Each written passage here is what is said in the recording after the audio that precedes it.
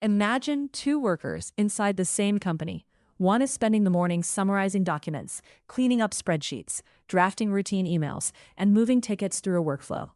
The other is deciding where an AI system should be used, what data it can trust, how to measure whether it is wrong, and how to explain the result to a customer, a regulator, or a board. A few years ago, both of those jobs looked like normal white-collar work. In 2026, they are starting to look like two very different futures.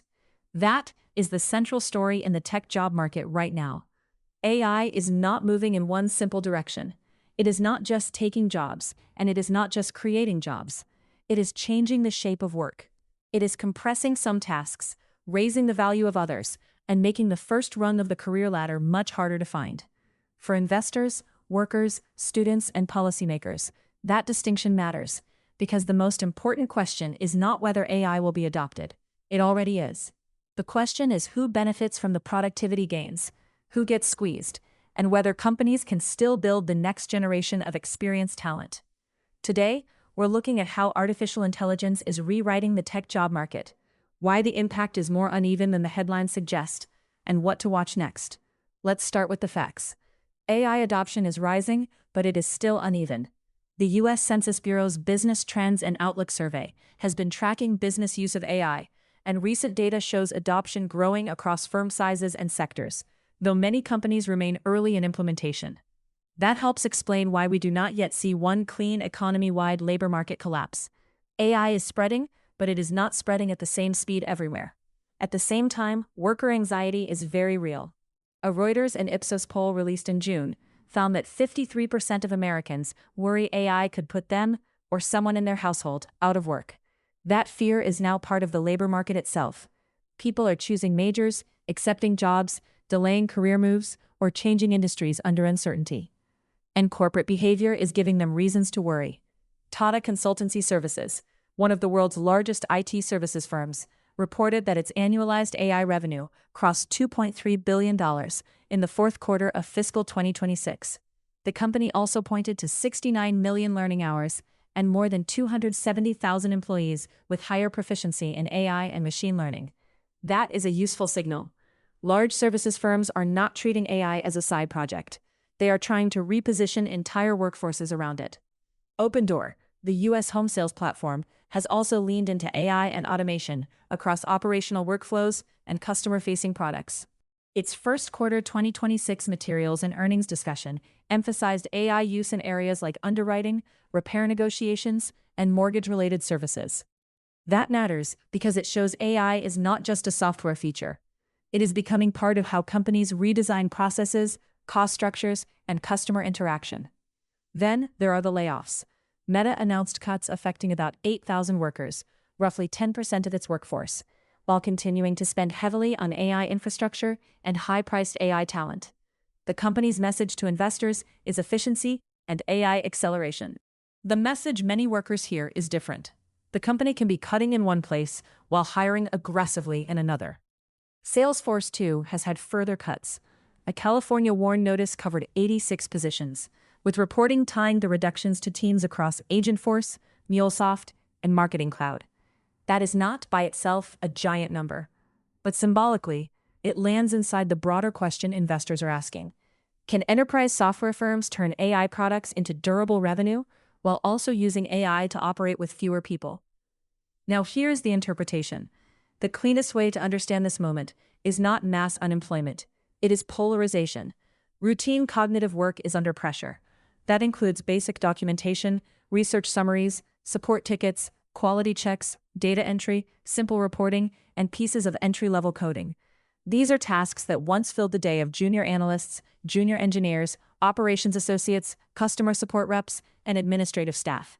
AI is especially good at attacking that middle layer of repeatable knowledge work. Not perfectly, not without supervision, but well enough that companies are starting to ask whether one experienced worker, supported by AI tools, can do what previously required a small team. That creates a productivity gain. It also creates a training problem. For decades, white-collar careers depended on a fairly simple ladder. You came in at the bottom, you did the basic work, you learned the systems, the language, the customers, and the exceptions. Over time, you developed judgment. Eventually, you moved into higher value roles. But if AI removes too much of the basic work, where does the judgment come from? That is the entry-level squeeze. Companies say they need AI talent. Universities are expanding AI degrees, certificates, and industry partnerships. Students are racing to learn machine learning, data engineering, prompt engineering, and AI product skills. But many AI-related roles are not truly beginner roles. They ask for deployment experience, production systems experience, governance experience, cloud experience, security experience, and domain expertise. In other words, employers want people who have already crossed the bridge. The problem is that the bridge itself is getting narrower. For new graduates, the old advice of learn to code is no longer enough. Coding still matters, but basic coding is becoming more automated and more competitive. What matters more now is whether a candidate can build something useful, evaluate whether it works, connect it to a business problem, and communicate the trade-offs. The most resilient profiles combine 3 layers. First, technical fluency. Python, SQL, APIs, cloud platforms, data pipelines, cybersecurity fundamentals, and the ability to understand how systems fit together. Second, AI-specific capability. That includes understanding how to manage data, train models, and deploy AI-driven systems. And third, business acumen. The ability to connect technology to real-world problems, communicate with stakeholders, and understand the trade-offs. Large language model workflows, retrieval augmented generation, model evaluation, monitoring, safety testing, and governance. Third, human judgment, domain expertise, communication, ethics, customer understanding, and the ability to decide when not to automate. That last part is easy to underestimate. In many businesses, the highest value worker will not be the person who blindly uses AI for everything. It will be the person who knows which tasks can be automated, which tasks need human review, and which tasks are too sensitive, too ambiguous, or too high risk to hand over to a model. That is why the AI labor market is creating openings beyond traditional engineering. Companies need machine learning engineers and data engineers, yes, but they also need AI product managers, compliance specialists, model risk managers, cybersecurity experts, legal analysts, ethicists, designers, and domain experts who can translate between the technology and the real world. This is especially important in finance. In banking, asset management, insurance, and Wall Street operations, AI can process huge amounts of structured and unstructured data. It can summarize filings, screen companies, draft reports, detect anomalies, and support modeling. But finance is also a regulated, audit-heavy environment, so the demand does not disappear, it shifts. Less value may sit in manually compiling information. More value sits in knowing whether the information is right, whether the model is explainable, whether the workflow is compliant, and whether the output can survive scrutiny from clients, regulators, auditors, and risk committees. That is a different skill stack. It rewards judgment, governance, and accountability. India's IT sector is one of the clearest test cases. For years, India's technology services model depended on large-scale hiring, offshore delivery, and labor-based revenue. AI threatens parts of that model because routine software maintenance, testing, support, and back-office work are exactly the kinds of tasks companies want to automate. But that does not mean India's tech sector has no path forward. It means the value proposition has to move up the stack. Indian IT exporters need to become AI-led modernization partners, not just labor arbitrage providers. They need cloud migration, automation, cybersecurity, data engineering, and consulting capabilities that justify higher value contracts. TCS's emphasis on AI revenue and internal reskilling is part of that repositioning. The risk is what happens to workers who do not make the transition. One concern is that displaced formal jobs could reappear as less secure gig work. India's gig workforce has been projected to grow sharply by 2030, raising a hard question. Does platform work represent flexibility and opportunity? Or does it mask underemployment and weaker social protection? The answer may be different across workers, cities, and industries. That brings us to policy. If AI is a general-purpose technology, then the right comparison is not a single product cycle. It is electricity, the internet, or cloud computing. Technologies like that raise productivity and create new industries, but they also reorganize labor markets. The gains can be broad, or they can concentrate. The policy challenge is to capture the upside without leaving the adjustment costs mainly on workers with the least bargaining power. One idea is flexicurity, flexible labor markets combined with strong worker protection.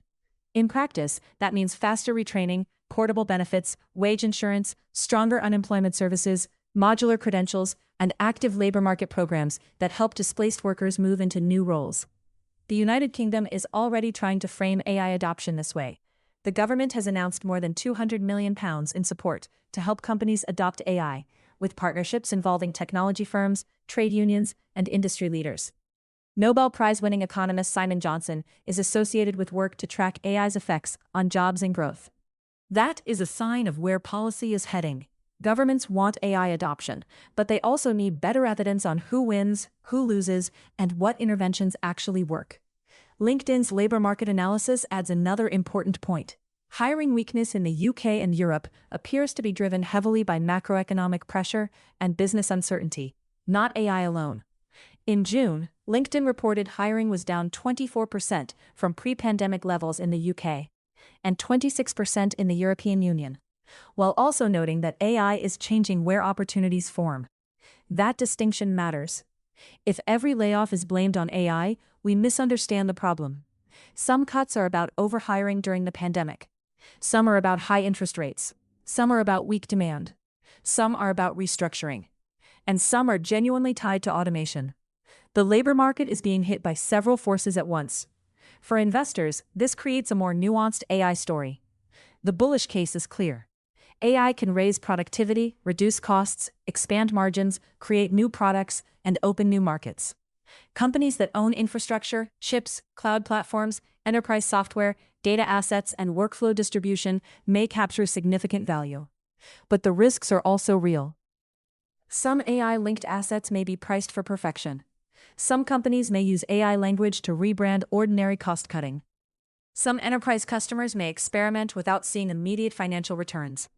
And if layoffs weaken the talent pipeline, companies may create a future skill shortage even as they cut costs today. So what should we watch next? First, whether AI productivity gains show up at scale. Individual engineers, analysts, and support teams may report dramatic time savings. But investors need to see those gains flow into revenue growth, margin expansion, customer retention, or faster product cycles. Second, whether junior roles are redesigned or simply removed. The healthiest companies will not just automate the entry level away. They will create AI-era apprenticeships where early career workers learn by supervising systems, handling exceptions, evaluating outputs, and working across teams. Third, how automated hiring is regulated. AI screening can make recruiting faster. It can also create bias, opacity, and a frustrating black box for candidates. If workers increasingly have to impress both humans and algorithms, transparency becomes a labor market issue. Fourth, whether reskilling is credible. Online courses and certificates help only if workers can afford them, complete them, and convert them into recognized opportunities. Training without hiring pathways is not enough. Fifth, whether the gains concentrate geographically and educationally. AI could widen inequality if the biggest benefits accrue to capital owners, elite technical workers, and a handful of urban hubs, while routine workers face wage pressure and instability. Now let's think about the forward-looking scenarios. In the optimistic scenario, AI becomes a broad productivity engine. Companies automate routine work, but reinvest savings into new products, new services, and better training. Entry-level jobs do not disappear, they evolve. Workers use AI as a tool, not as a replacement. Governments support transitions with practical benefits and recognized credentials. In that world, AI raises output and creates a wider set of higher-quality jobs.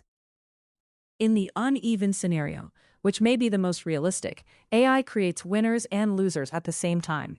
Senior technical workers, AI-literate operators, and domain experts gain leverage. Routine administrative workers, junior analysts, and some entry-level software roles face a tougher market. Companies improve margins, but career mobility becomes more unequal. In the negative scenario, employers optimize too aggressively for short-term cost savings. They cut junior roles, outsource risk to gig platforms, underinvest in training, and rely on a smaller group of highly skilled workers. That may look efficient for a few quarters, but over time it could weaken talent pipelines, increase inequality, and trigger political backlash. The key point is that none of these outcomes is automatic. AI is powerful, but institutions still matter. Company choices matter. University choices matter. Government choices matter. Worker strategy matters. So here is the closing takeaway. AI is not rewriting the tech job market in one simple direction. It is changing the task content of work. Routine cognitive tasks are becoming easier to automate. AI-literate technical, product, governance, and domain roles are gaining importance. Entry-level workers face a narrower gateway. Mid-skill workers face real displacement pressure. And employers face a strategic choice between short-term automation and long-term workforce development. For workers, the message is not panic. It is adaptation. Build proof of work. Learn the tools. Add domain expertise. Practice communication. Understand governance.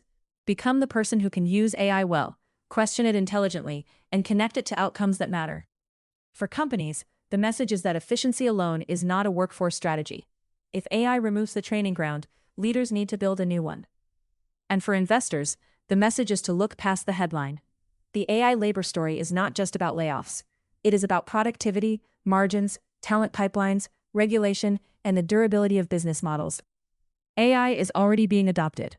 The open question is whether the next phase turns automation into broadly shared opportunity or into a sharper engine of inequality. That is the story to watch. This episode is for informational purposes only. It is not financial advice. Mentions of companies, markets, or investment themes are included for context, not as recommendations.